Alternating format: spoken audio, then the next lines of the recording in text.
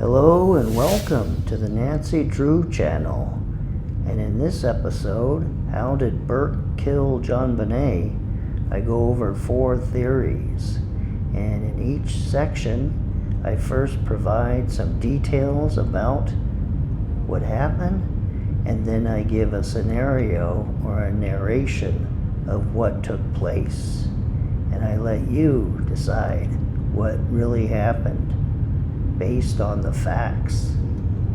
So let this episode begin. Burke did not kill JonBenet. Stop. Burke didn't kill his sister. Stop pushing that. He was only 9. The Boulder police eliminated Burke Ramsey as a suspect in killing his sister. In this article it says Burke is not a suspect, said Susan Lauren. So obviously Burke didn't know anything, and so here's what John Ramsey wrote. I wake Burke up and as gently as possible tell him that JonBenet is missing and that he is going to his friend Fleet White's for a while. Burke looks distressed and begins to cry, so I know he understands the gravity of our predicament. Detective Fred Patterson interviewed Burke Ramsey at Fleet White's house at 2:17 p.m. the day they found JonBenet murdered. And I believe the detective knew that they had found JonBenet dead. And here's what he said about interviewing Burke. It appeared to me he had no idea that his sister was dead. I never brought the subject up to him. He never mentioned it. He only knew that his sister was missing. He appeared to be very outgoing, very forward with me, and he appeared to be completely honest. I got no indication that he was holding back anything. Sometime in the afternoon or evening, Fleet White drove Burke over to the Fernie's house where John and Patsy were going to stay the night. And here from their book is what happened. He hugged Patsy and acknowledged her words by a nod of his head, and then went to the downstairs playroom with the Fernie's son. Burke seemed unable to face JonBenet's death. It was just too difficult for him to process at that time. Burke strangled her with the cord. I wondered if any of the jurors brought up the issue of Burke's red Swiss Army knife, which according to the media had been found on the countertop near a sink just a short distance from where JonBenet's body was found. The implication was that the killer could have used the knife to cut the nylon cord used to tie JonBenet's wrists together. The cord was also used to make the garrote placed around her neck, which ultimately resulted in her death by strangulation. Well, Burke's Swiss Army knife is compelling evidence because it was found near JonBenet's dead body. And why would an intruder be using Burke's Swiss Army knife? It seems like to me the only person that would be using Burke's Swiss Army knife would be Burke. The knot on the cord tied around JonBenet's wrist was very tight and very hard to undo, but it was loose around the loop around her wrist, and the assumption was that Patsy or John did it in staging, but maybe a child did it. Maybe Burke did that, and that's why it's not tightly around her wrist. Now this is just a statement of fact, and in John and Patsy's book, Death of Innocence, it states specifically that Burke's Boy Scout troop wanted to participate in this float design. So Burke clearly was in the Boy Scouts at some time. And so he learned how to tie different knots and that kind of thing. Burke was 9 years old, and so he might not have realized the seriousness or the possibility of killing JonBenet by having a cord around her neck. Kids are sometimes oblivious to things like this. And so he could have put this nylon cord around her neck, and then somehow it got attached to a doorknob or something like that, and she could have been accidentally hung to death by the neck. So maybe what happened that night was John and Patsy were not watching the kids, and after JonBenet had a couple pieces of the pineapple, Burke, playing very rough, pointed the Swiss Army knife at JonBenet and was threatening her to stab her, and told her to go down to the basement very quietly. And they went down into the basement, and he played around and tied JonBenet up with the cord, the nylon cord. And he was too rough, and he strangled her with the cord. And then sometime later, Patsy found JonBenet unconscious and gravely injured or dead.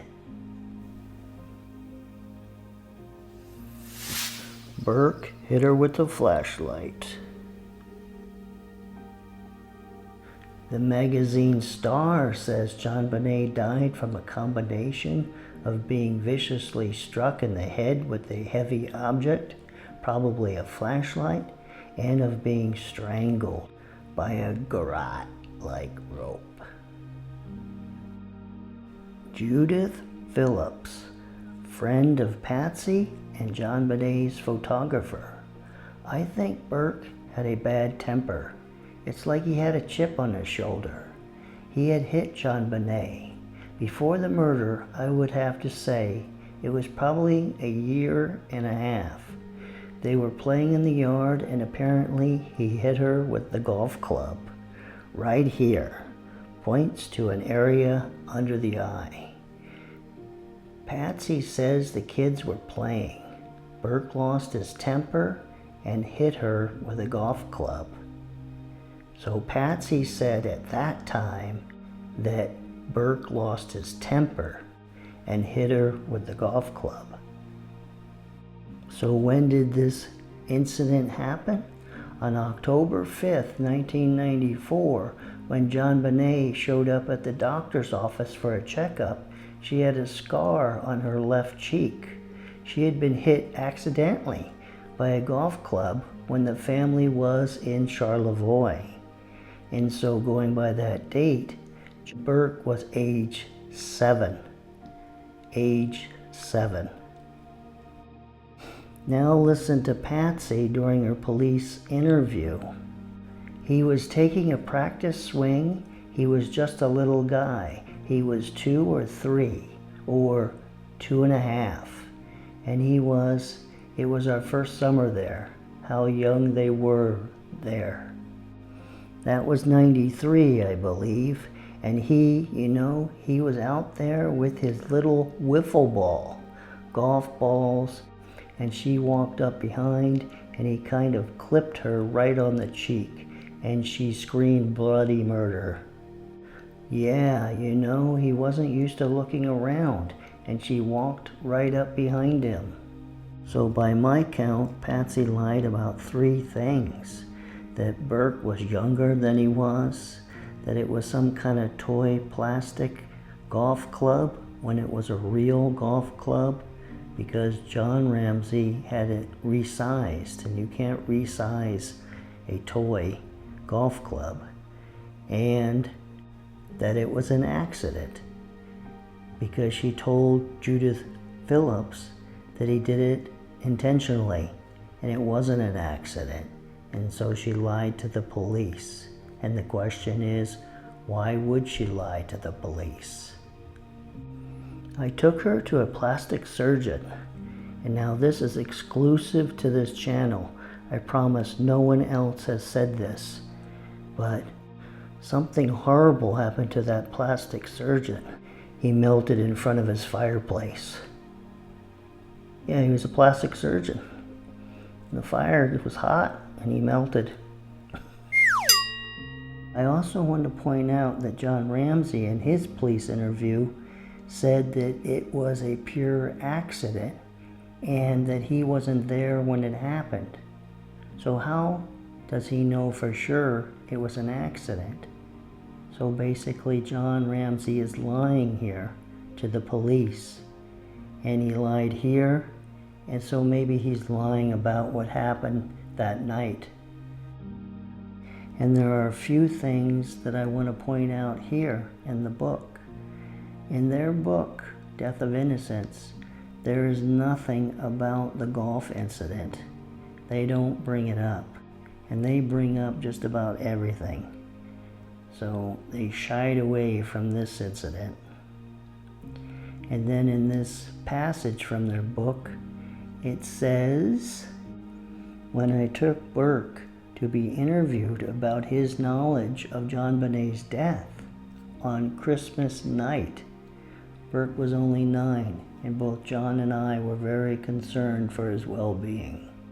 So, that Christmas night again. So what most likely happened that night was, as soon as the Ramseys returned home, Burke got out the pineapple and the glass of tea, and JonBenet had a few pieces of the fresh pineapple.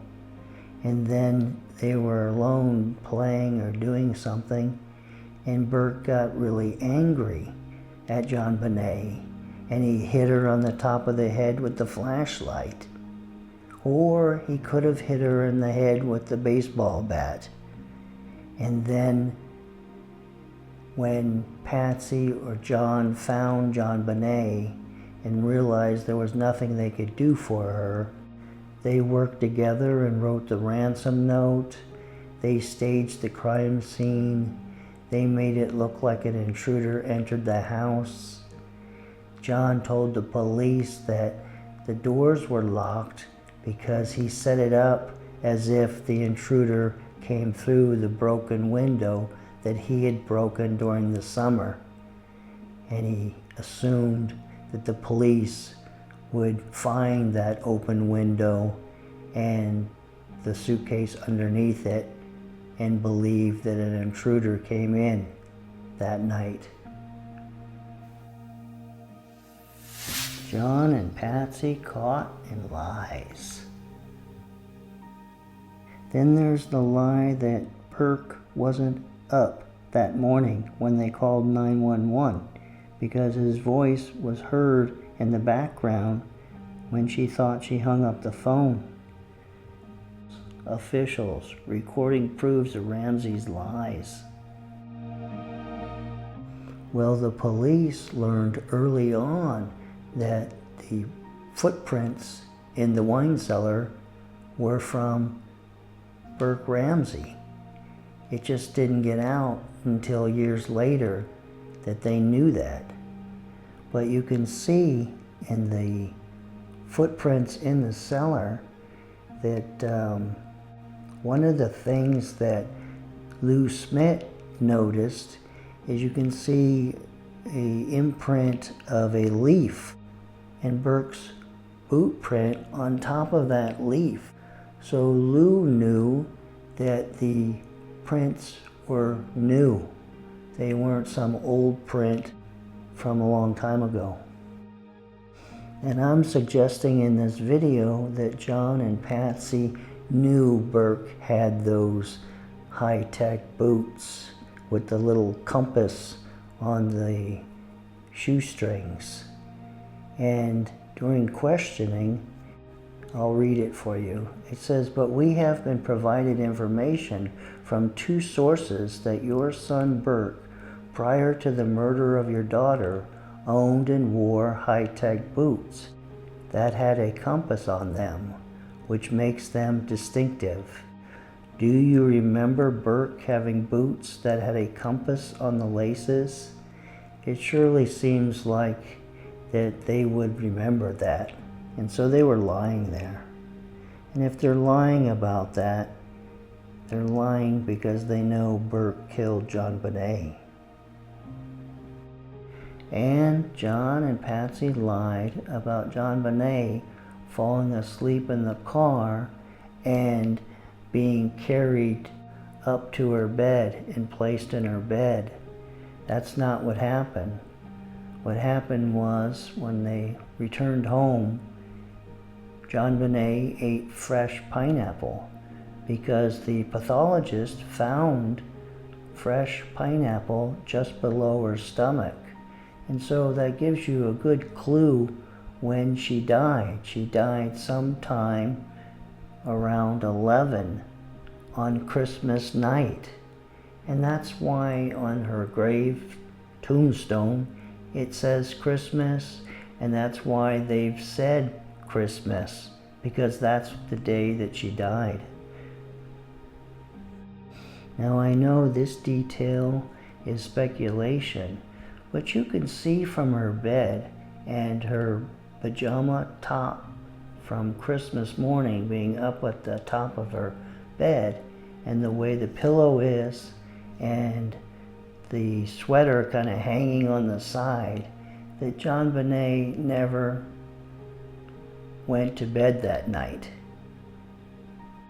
So the most serious theory would be that this was a murder done by a 9-year-old, and children do commit murders. And so Burke took JonBenet downstairs, and he either hit her on the head first, or he made that garrote and strangled her to death, and then hit her on the head with something like a hammer, just like he recalled in his first interview by the child psychologist, that the killer took her down there quietly and tied her up and hit her on the head like this, where he swings his arm and shows with a hammer. Look at all the evidence that Burke did it. I was kind of surprised that there is so many things. First, you have his boot prints in the wine cellar next to where JonBenet's dead body was found. You have his red Swiss Army knife near the location where her body was found. You have fresh pineapple in her stomach, and you have the prior incident where Burke hit JonBenet with a golf club in the presence of his mother. So this isn't a first-time strike to the head from Burke to his sister, JonBenet. And this is the only theory that makes sense. If John Ramsey killed JonBenet, Patsy wouldn't help him write that ransom note. And if Patsy killed JonBenet, she wouldn't have cracked her skull hitting her that hard with something. She had never done anything like that. So that's kind of ridiculous. And then an intruder killing JonBenet, all the evidence suggests that no one entered their house that night.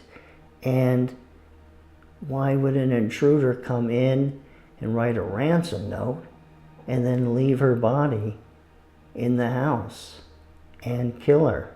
It just doesn't make any sense. The only theory that makes sense is that Patsy or John found JonBenet unconscious, and then they covered up the crime that Burke committed. That makes sense.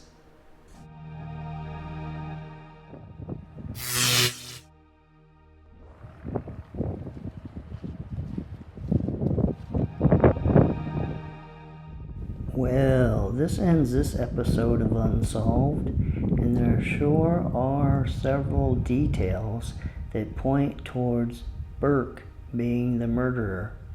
His fresh shoe prints are on the floor in the basement. His Swiss Army knife is there when it was hidden by the housekeeper. The bat is just outside. There's pineapple